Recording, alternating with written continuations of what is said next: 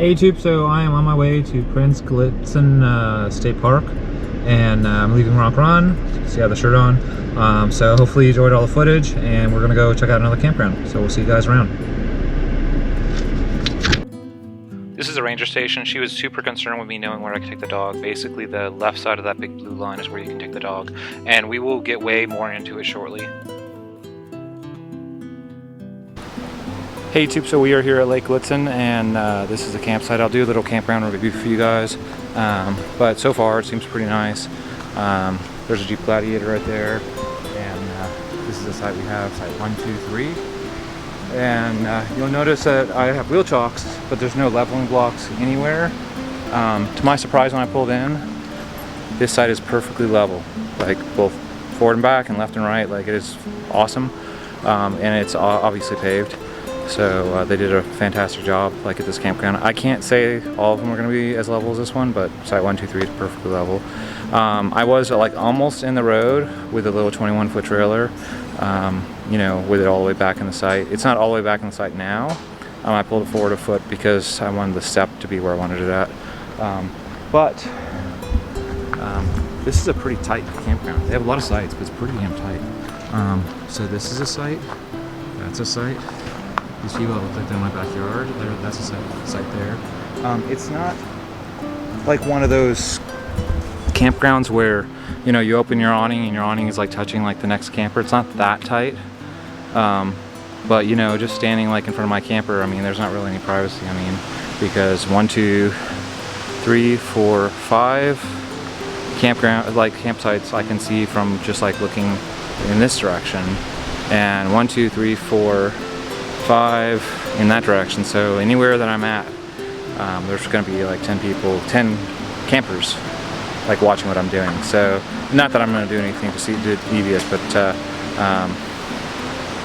you know, just very open and very because of the way that they angled all these campers, everybody can see each other, which I guess that's great if you're like family oriented and you're out here with all your friends. But if you do want a little bit of privacy, I don't think this is going to be the place. So anyway, we'll do a little drive around and then a campground review for you guys a little bit more, so you can see more of the campground. So this is the cabins. I can't take the dog there, so I just took a picture from the truck. So now we're going to go on a little walk and explain to you everything. So this is my side here, and it is site 1, 2, 3, if you're concerned with which side I'm in, and this is the red oak area that I'm in.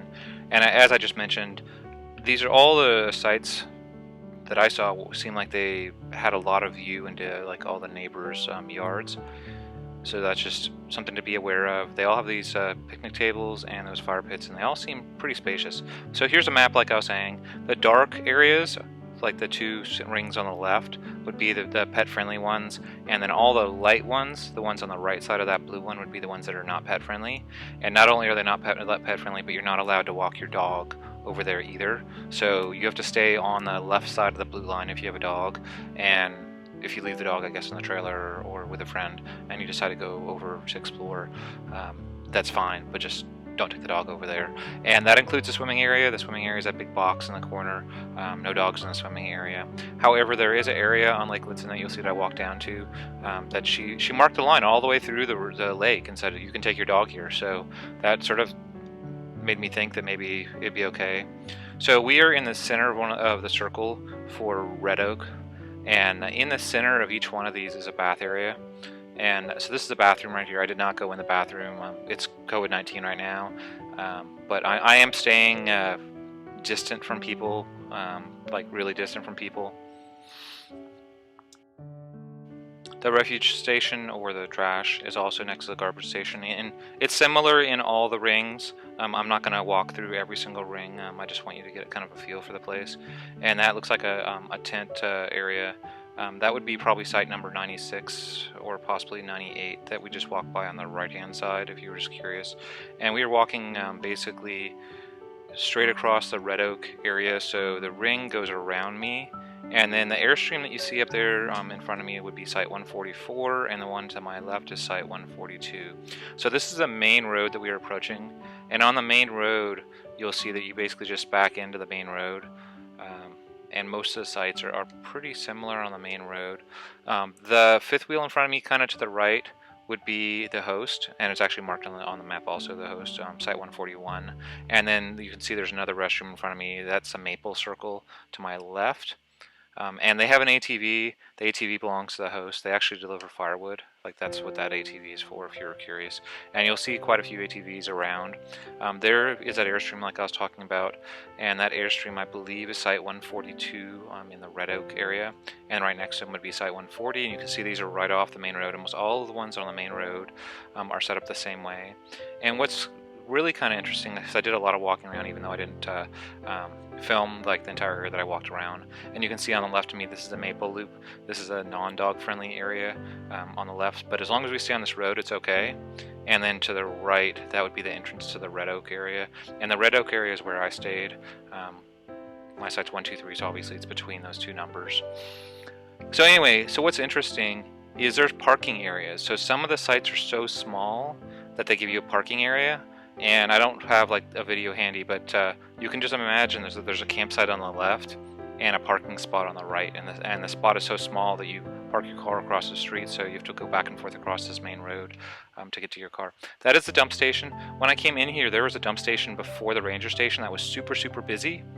There was like 4 or 5 cars lined up for it, and I didn't know that there was a dump station on the inside of the park also, and there is. So that would be the dump station on the inside of the park, and there was nobody ever there every single time I went by. So if you ever need to hit the dump station, hit the one on the inside of the park, not on the outside. So that's the firewood right there, and that is the camp store right beyond it. And yeah, there's another ATV there, and that just happens to be a Honda Rubicon, which is one of the ones that we've been really like looking at a whole lot. That's like the same Rubicon that Mud Puppy uses on his channel, if you watch Mud Puppy. This is the camp store. The puppy is not allowed in the camp store. The Corgi is not. But they have like all kinds of strange stuff in that store. There is actually a restaurant in that store too. I don't really know if I want to call it a restaurant or not. It felt more like what you would see at like a kid's baseball game. They had pizzas and stuff in there too, but it felt very fast foody. It wasn't like a sit-down restaurant. It was more like a table with a kitchen, so to speak. And the camp store looked pretty much similar to pretty much all the camp stores you've ever seen. They have like refrigerators with some breakfast goods, some dry goods, some RV goods.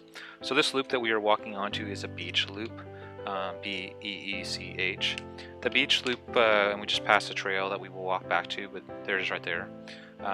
The beach loop is a loop, the pet loop, that is closer to the water, and you'll find that there are very few sites that are like right on the water. There are a few, but there are very few sites that are right on the water. And so right now we are walking down here, and you can see the site numbers on the map. I will try my best to try to give out like some of the numbers. So this is an example. There's parking on one side, I think, and camping on the other side, as weird as it is. Or maybe it's tent camping on the other side. And these sites that we're walking past are like 35, 37, and these are the ones that look on the map like they're on the water, or they look like they should be very close to the water, and they are in close proximity to the water, but they're just not on the water. They're in close proximity to the walking trail. So if you peer between the trees like really carefully, you might get a glimmer of the water, but you're not going to get a direct view of the water from any of these campsites. So now we are getting up near the road. So I think that's site 34 on my right, and on the left I think that would be right around site 29 to 31-ish. And you can see all these sites are pretty generously sized, and they're all kind of angled slightly differently, which is kind of interesting. They are not all quite as level as the one that I got. I must have been just super lucky that mine was perfectly level, or at least I don't look as level from the video footage. But I don't see that many leveling blocks under these tires, so maybe they are really well leveled.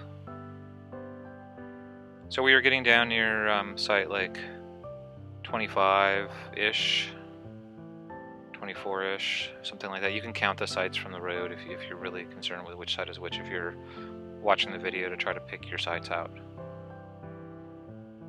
And what I'm looking for is I'm looking for the trail, but I completely missed it. And I had already walked on the trail once, so I knew it was just in this general area, but I didn't have a map with me, so I was just sort of like a little bit lost. But you're gonna get to see. So here's a map again. We were roughly walking where the red is, if you didn't figure that out when I showed the map. And we are at the very bottom of the map. So you can't really see the shapes on this map very well, but I'm sure you can pull it off their website. The ovals would be the electric sites, so all the sites on my right are electric sites. And this rectangles, which are on my left, are all the non-electric sites, so those are mostly going to be tent camping and people primitive camping. And we are headed up to the walking trail, and then we will walk around and get you a glimpse of the swimming area. So since you already saw this area, I'm just going to speed it right up, and then we will immediately get to the walking trail. It's coming up here right on the right, and this would be the campground trail. Blue Blazes is the name of the trail, and it's right here. It's between these two campsites, site number 40 and 39. So the guy there in 39 probably has people say, like, talk to him all the time. They're probably like, hey, how are you doing? 'Cause that's what I said to him. And if you like that, then that would probably be a good site to be in. If you want a little bit less people disturbing you, then probably I would say avoid the trails that are like right next to like walking paths, as obvious that is. So we were coming up here to split, and to the right is a walking trail that just, I think, just goes off into walking into like pretty much nowhere. I think there is an edge that sort of gets near the water, but that kind of just goes nowhere. But it is totally the way to go with a dog. And then to the left is where you kind of get into the danger zone, and you're only supposed to go so far up this, but there's no sign until you get really, really far into it that says like stop, like no more dog. And on the left side here, and we'll pan the camera around shortly so you can see it, is a maple loop. And that would be basically the same style loop as what you've just been seeing, except that is a non-dog zone. Like, so there's no dogs allowed in that zone until you even walk through the zone or like stay there. Now I can tell you, in the Red Oak where I was, it felt like everybody had a dog, because all the dog people were forced to be in these two loops. It felt like every single camper had a dog, and if one dog barked, it was like dog crazy. So just be aware that like if your dog doesn't like other dogs or barks a lot at other dogs, your dog's going to be barking a lot, just because in the pet area there are lots and lots and lots of dogs. So Prince Gallitzin is a state park that belongs to Pennsylvania. It's in Paden, Pennsylvania. It is very close to Rock Run, so if you decide for some reason you don't want to stay at Rock Run, and I did a campground review of the mini campgrounds at Rock Run, you could stay here. And I guess if I had the RV with me and Clayworks was full, I probably would stay here over the other campgrounds at Rock Run, just because I would want electricity. And only one campground at Rock Run has electricity, and all the rest of them are primitive camping. And just being in a motorhome with air conditioning and stuff, I think that I would stick to wanting air conditioning and wanting power. So here's a big sign that says no dogs, and that is a swimming area up on the right that unfortunately we cannot get like right next to. And you can see this is a humongous area, and the area that we are looking at is in front of the maple loop, and that edge way back there in the distance would be the edge of the hemlock loop. So we are going to walk back up this trail just a hair and then walk over to the water. There's a boat launch up here on the left that you can have access to, and there's literally like right here where we're going to turn at, and you can see it's already kind of an established trail. So I'm not just like ducking between the trees. Even though I am ducking between the trees, it looks like this is sort of normal to happen, because you can see all the leaves are all nicely separated.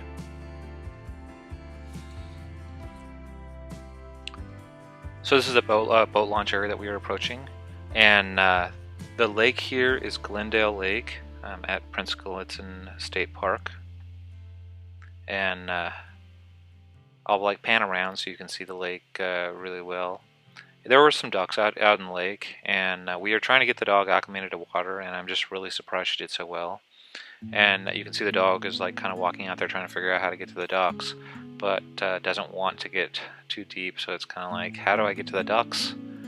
Even though the ducks are pretty far out. So it was amazing that our Corgi was willing to walk out there, because normally she kind of doesn't really want to walk in the water that much. And you can see how pretty this is. And like I said, this is the area that you can get in the water at with a dog if the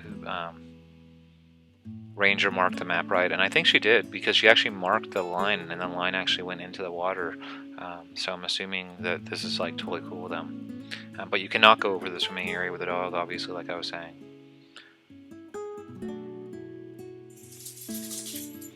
So that's basically the end of the tour of the campground. So hopefully I answered all your questions. They do have Wi-Fi in the campground if you're wondering, but it's paid. And they do have some signal in the campground too, like with the phone and stuff, but it really depends on the site that you're in. I didn't find the signal to be amazingly good, but it was fine. And we will see you guys around. Thanks.